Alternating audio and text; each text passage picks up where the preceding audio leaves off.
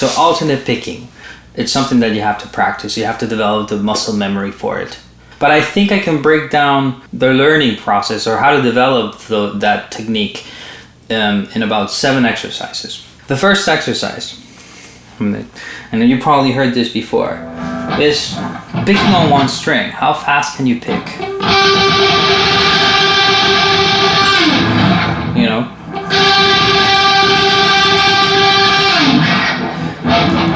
When you do this first exercise, note how you position your hand. You position your hand like this, or like, you know, there are some people that play like this. Is that limiting you somehow? I'm not saying that what you're doing is wrong. I'm saying that it could be limiting you.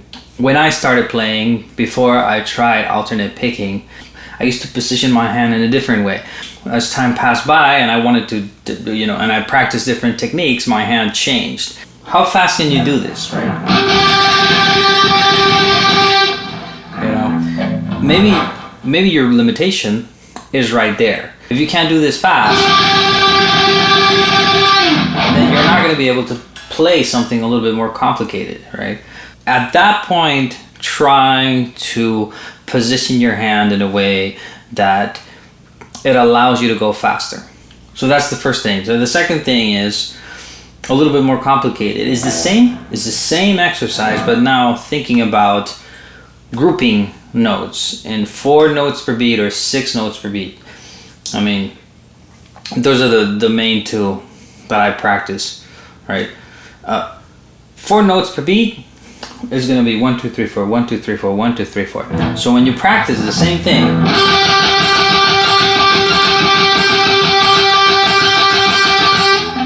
right? Accentuate the first note.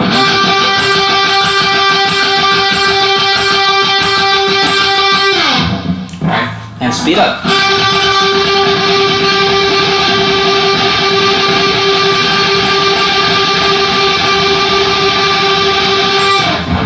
It's almost the same thing that you were doing before, but now you're probably going to play it slower because you are doing this mental exercise where you're grouping the notes in 4, right? You're accentuating 1, 2, 3, 4, 1, 2, 3, 4, 1, 2, 3, 4, right?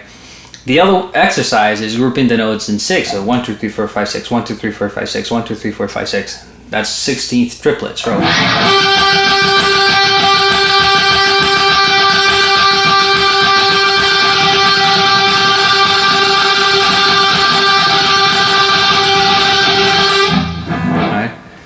So that would be 16th triplets. After you have those 2, then we can move on to maybe doing licks on a single string. Once we've done those things and we can master those exercises, we're on the right path with the right hand. Now the next step would be to synchronize the left and the right hand. One lick that I like to do, it's one that I learned a long time ago, is one of those Yngwie Malmsteen licks.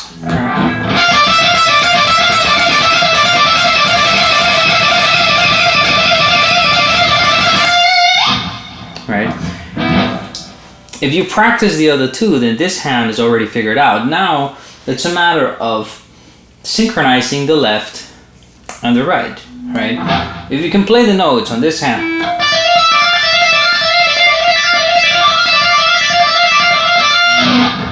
it's a matter of now picking every note.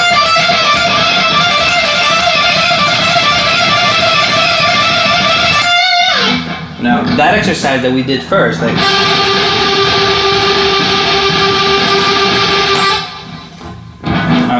not the first, but the third exercise, which is when we group notes in 16th triplets, right, is the same motion that you're going to have when you do this exercise.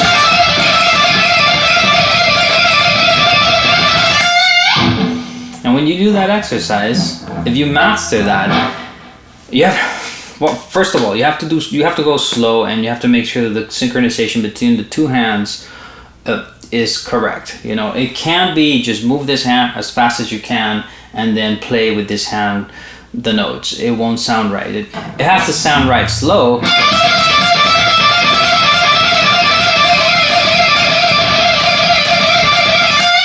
And fast. Once you've mastered that, maybe if you know the scale, this is not a lesson about scales, but, you know, let's say A minor.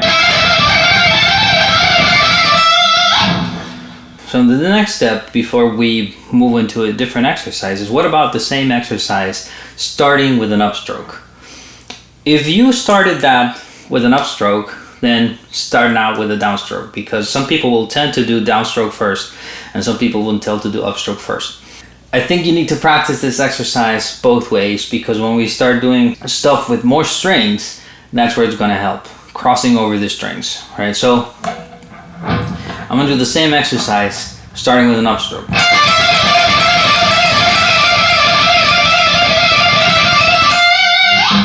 You see? Sometimes I get confused when I start with an upstroke. I need to really slow down and come back and work my way up to the speed that I want, because I tend to play the other way, right? And one way will feel natural and the other way it won't feel natural. So the next exercise is another Yngwie Malmsteen favorite, 4 notes per beat.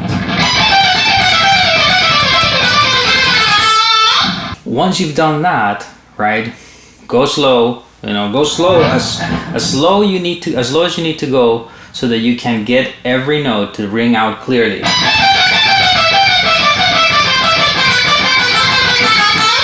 There's no point in going fast if it's going to sound like this. Right, unless that's the effect you're going for, but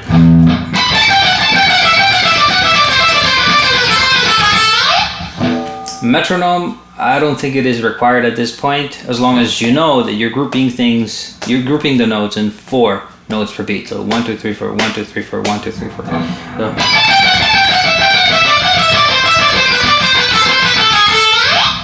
Same as with the other exercise. If you started that with the downstroke, go ahead and start with an upstroke. It'll feel very different. If you favor starting with an upstroke and then you start with a downstroke, you might not be able to do it right away. What you have to do is practice it, because then it'll become useful, right?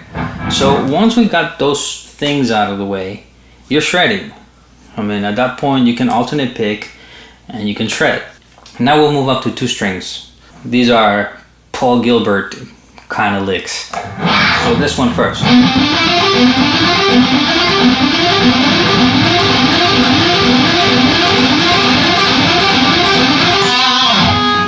Right? Simple in concept, right? Doesn't matter where you choose to do it. I'm doing A minor.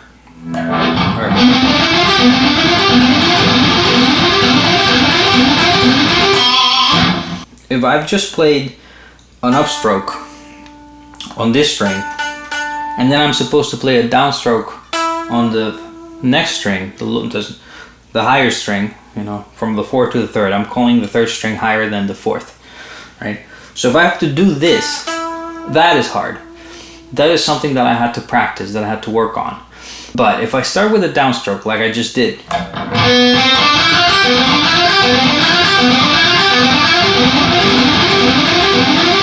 if you see, I start with downstroke, upstroke, downstroke.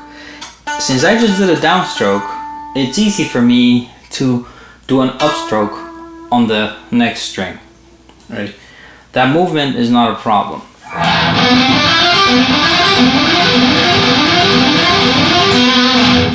What is a problem for me is doing it the other way around. So now, this is something that I will also encourage for you to practice, is starting with an upstroke.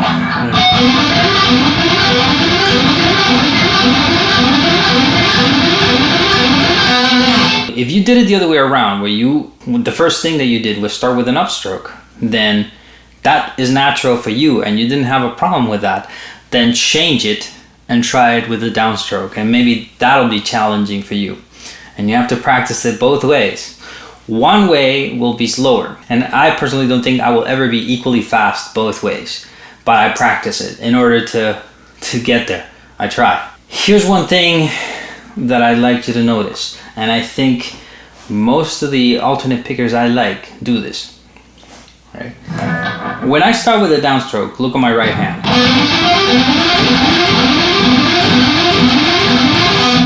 It's pretty consistent, right? It doesn't move much. What I mean is, it doesn't move this way. Look at it when I start with an upstroke.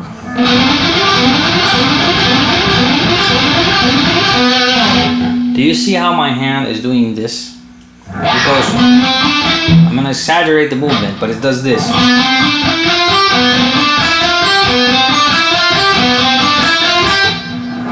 That is how I overcame that problem of jumping over the string that I don't want to play. Right here, I just did an upstroke, and now I'm all the way over here on top of the 4th string, and I want to go to the 3rd. I need to jump over it, so I do.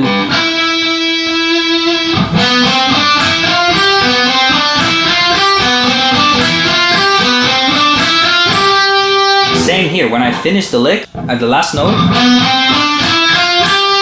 I've done a downstroke, and I need to go down to the 4th string with an upstroke. So I need to jump around and jump over it.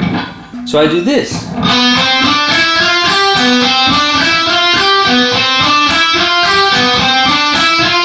I'm exaggerating the movement of the right hand, but that's what allows me to cross over the strings in that situation. In this situation, I don't have to.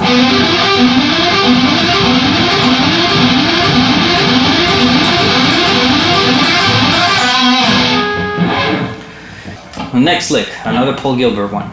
You know.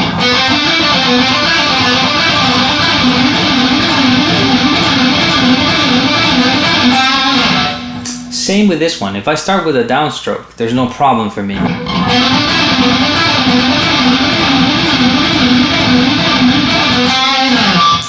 Now, if I start with an upstroke, it becomes a different challenge, and it feels so different, and it sounds different.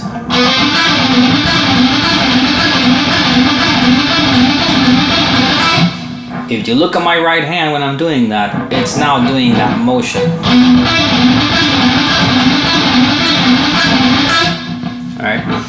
That's what allows me to do that crossing over, right? Because I'm in the same situation. I just did an upstroke, and now I have to do a downstroke on this string. So I have to do.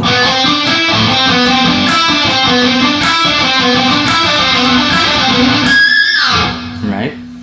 So practice it both ways, because at this point, when we want to add more strings, when we want to do 4 strings or all 6, or maybe if you have more, 7, 8, 9. Yeah, because when I play this and I try to go across all 6 strings, you're gonna find all those challenges. Right? Look. That was comfortable for me, but now I have to go. My hand has to do that little movement.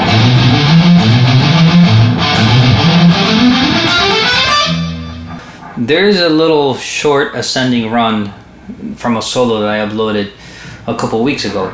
It goes something like this.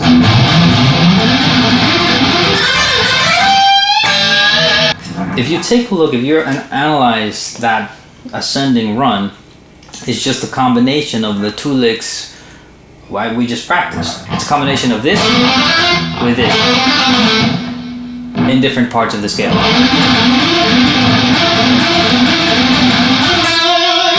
And that's it. Now it's really putting together these little pieces that I practiced before and making a longer, more complicated lick. Okay, so there's one more. So that's ascending. Now I'm gonna descend, right? So same thing.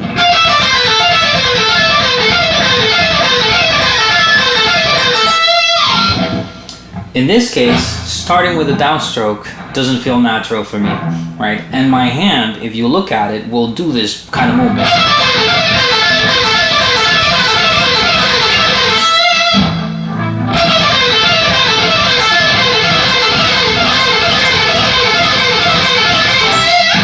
Because I'm trying to jump, right? I just did this. I just did a downstroke, and I'm supposed to do an upstroke on a string that's all the way over here. So I have to go.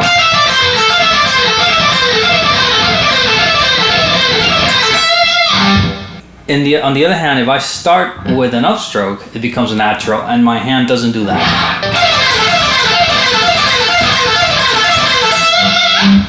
All right, so I think that's all the licks that I wanna show.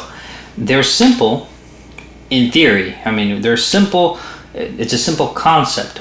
What it's hard to do is to develop the technique to play them fast and to play them with alternate picking. One other thing I want to say is practice them in different strings, because it feels very different to play here than here or here. So practice them in different strings, right? Same for this.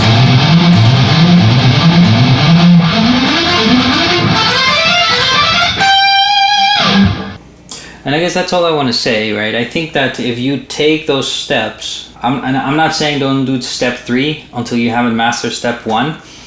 No, go ahead and try them all. But keep in mind where you are.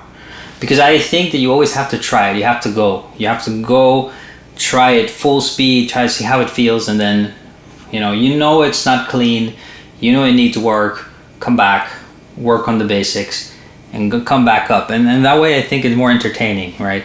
Because if you're just sitting there for hours going...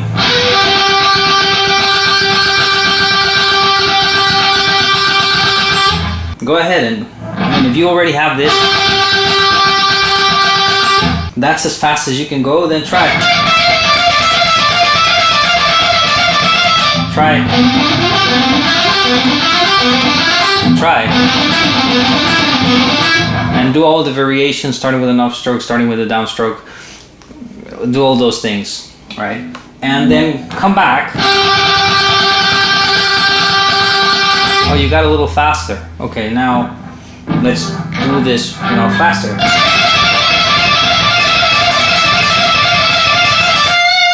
Once you've mastered those things and it's sounding nice and it's sounding accurate and it's sounding the way you want it to sound, maybe you can move on to doing more complicated things that I've shown here. I mean, of course, there's a lot more. There's a lot of more complicated alternate picking patterns that you can come up with. But I think these basic exercises cover the different movements that you're going to need. All right, hope that helps.